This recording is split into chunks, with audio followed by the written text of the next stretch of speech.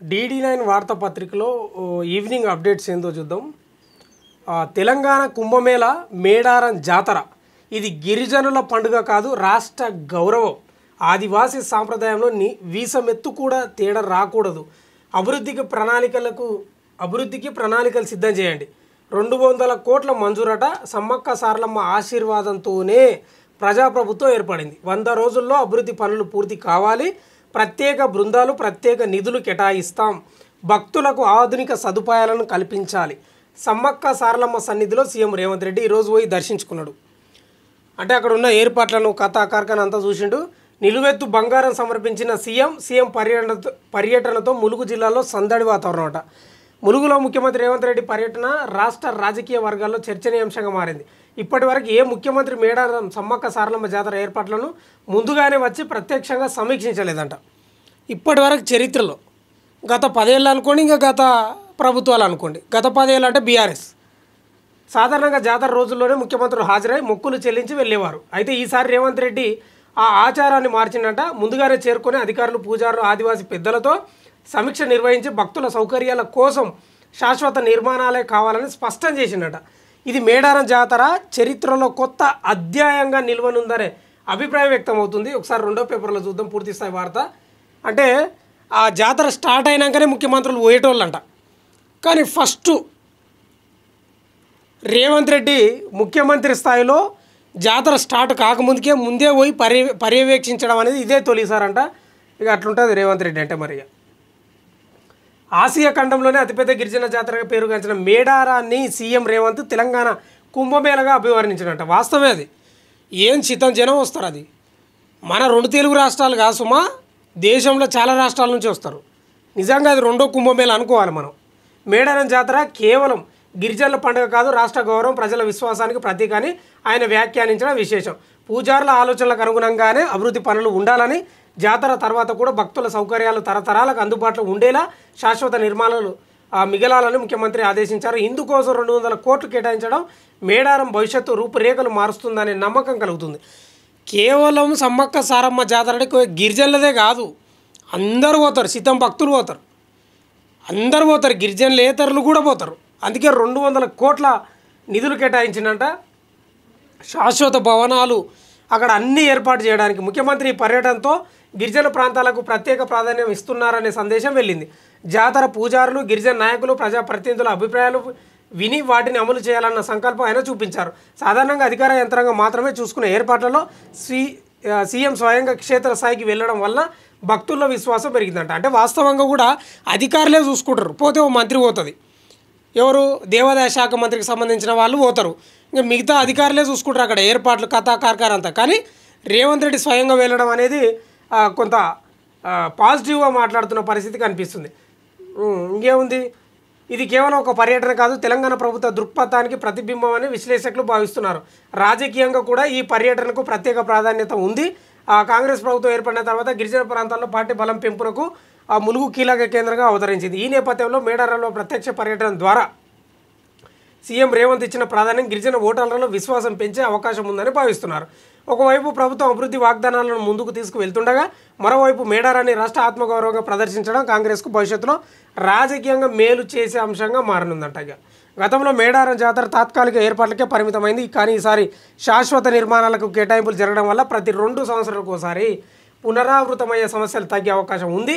ముఖ్యమంత్రి స్వయంగా ఇచ్చిన భరోసా, అధికారులు చేపట్టే చర్యలు కలిసి వస్తే మేడారం కేవలం తెలంగాణలోనే కాదు, జాతీయ స్థాయిలోనూ కొత్త గుర్తింపు సొంతం చేసుకుంటడంలో ఎలాంటి సందేహం లేదట. సీఎం రేవంత్ మేడారం పర్యటన కేవలం ఒక గిరిజన కార్యక్రమం మాత్రమే కాదు, గిరిజనుల విశ్వాసానికి గౌరవం తెలిపే చారిత్రక నిర్ణయంగా నిలిచిపోతుందట. భక్తుల కోసం తీసుకున్న చర్యలు, జాతర అభివృద్ధిపై చూపిన శ్రద్ధ, సాంప్రదాయాలకు ఇచ్చిన ప్రాధాన్యం కలిసి ఈ పర్యటన చరిత్రలో మైలురాయిలుగా నిలుస్తుందంట. నిలవచ్చు మరి. వాస్తవమే అది కూడా. 100 రోజుల అభివృద్ధి పనులు పూర్తి చేయాలంట సీఎం రేవంత్ రెడ్డి అంటున్నాడు. ములుగు జిల్లా మేడారం సమ్మక్క సారలమ్మ జాతర ప్రాంగణంలో సీఎం రేవంత్ రెడ్డి అధ్యక్షన జరిగిన సమీక్ష సమావేశం చారిత్రాత్మకంగా నిలిచింది. ఇప్పటివరకు ఏ ముఖ్యమంత్రి ఇంత వివరంగా ఆలయ అభివృద్ధి ప్రణాళికలపై సమీక్ష జరపలేదు. ఆలయ పూజారులు, ఆదివాసీ సంఘాల ప్రతినిధులతో కలిసి ప్రభుత్వం రూపొందిస్తున్న అభివృద్ధి విస్తరణ ప్రణాళికలు, డిజైన్లు వివరించారు. ఈ సందర్భంగా పూజారులు, ఆదివాసీ సంఘాలు, తమ అభిప్రాయాలను నేరుగా ముఖ్యమంత్రికి చెప్పిండ్రంట. ఆలయ అభివృద్ధి సాంప్రదాయాలకు విరుద్ధంగా కాకుండా సంస్కృతి విశ్వాసాలను కాపాడేలా ఉండాలని నొక్కి చెప్పారట. దీనికి సీఎం రేవంత్ పూర్తి అంగీకారం తెలిపి ఆదివాసీ సంప్రదాయాల్లో వీసమెత్తు కూడా తేడా రాకూడదని చెప్తున్నాడు. ఆదివాసీ వాళ్ళైతే పూజారులు పెద్దలు ఉంటారో వాళ్ళ అభిప్రాయాలు వాళ్ళ కోరిక మేరకే ఎట్లా ఉండాలి ఇక్కడ ఏర్పాట్లు అనేది ప్రత్యేకంగా వాళ్ళతో మాట్లాడినట్లు తెలుస్తుంది. నమ్మకమే అసలైన బలం, ఇది డబ్బులతో కొలిచే అభివృద్ధి కాదు, నమ్మకంతో కొలిచే అభివృద్ధి కావాలని సీఎం రేవంత్ రెడ్డి వ్యాఖ్యానించారు. తాను ఎమ్మెల్యేగా ఎన్నికైనప్పటి నుంచి సమ్మక్క సారలమ్మ అమ్మవారిని దర్శించుకుంటూ వస్తున్నానని గుర్తు చేసుకున్నాడట. ఫిబ్రవరి 6, 2023 పాదయాత్ర కూడా ఈ పవిత్ర గడ్డ మీద నుంచే ప్రారంభమైందని చెప్పిండ్రు. సమ్మక్క సారలమ్మ ఆశీర్వాదంతోనే ప్రజాప్రభుత్వం ఏర్పడిందని ముఖ్యమంత్రి రేవంత్ రెడ్డి ఉత్సాహంగా చెప్పిండట. 100 రోజుల అభివృద్ధి పనులు పూర్తి కావాలంట. ఆలయ విస్తరణ, శాశ్వత నిర్మాణాలకు ప్రభుత్వం కట్టుబడి ఉందని ప్రకటించారు. 100 రోజుల అభివృద్ధి పనులు పూర్తయ్యాలి. అధికారులను 100 రోజులే కానీ కొంచెం గట్టిగా చేయండి, తొందర వాడి అంత కూలిపోయేటట్లు చేయకండి. రాతి కట్టడాలతోనే నిర్మాణాలు ఉండాలని, ప్రకృతి వైపరీత్యాలను తట్టుకునేలా డిజైన్ చేయాలని సూచించారట. ఇక ఆదివాసీ సంస్కృతికి గౌరవం అంట, ప్రకృతి ఒడిలో అపూర్వ ఆలయం అంట. ఆదివాసీలు దేశానికి మూలవాసులని, వారి సంస్కృతి పోరాటాలు భవిష్యత్ తరాలకు స్ఫూర్తిగా నిలవాలని సీఎం వ్యాఖ్యానించారు. సమ్మక్క సారలమ్మ పౌరుషానికి పోరాటానికి స్ఫూర్తి అని కొనియాడారు. జంపన్న వాగులో నీటి నిల్వ ఉండేలా చెక్ డ్యాములు నిర్మించేందుకు పథకాలు సిద్ధం చేయాలని సాగునీటి శాఖను ఆదేశించారట. ఇంకేముంది, ప్రకృతి ఒడిలో అపూర్వ ఆలయం అంట. ప్రపంచంలో ఎక్కడ లేని విధంగా ప్రకృతి ఒడిలో సమ్మక్క సారలమ్మ ఆలయం ఉందని గర్వంగా చెప్పుకోవాలి.